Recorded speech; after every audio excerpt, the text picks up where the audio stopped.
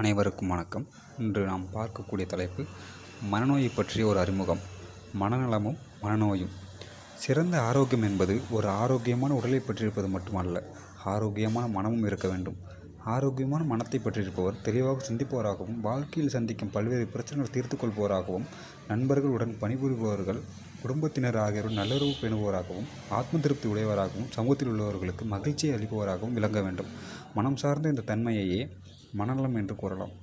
மனமும் உடலும் தனித்தனியது என்பது போல் நாம் பேசிக்கொண்டிருந்தாலும் உண்மையில் அவை இரண்டும் ஒரு நாணயத்தின் இரு பக்கங்களாகவே இருக்கின்றன.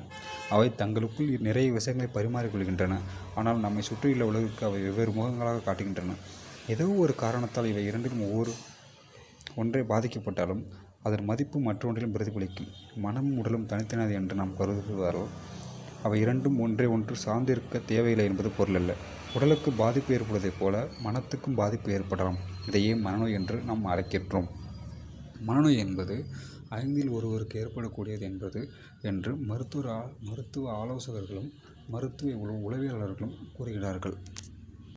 எனவே இந்த மனநோயை நாம் ஆலோசகரிடம் விவாதிப்பதன் மூலமும், மருத்துவரிடம் சென்று நம்முடைய குறைகளையோ அல்லது நிறைகளையோ நம்முடைய கவலைகளை கூறுவதன் மூலம் இந்த நோயை நாம் சரிப்படுத்தலாம் என்றும் இக்கட்டுரையில் நாம் காண்போம்.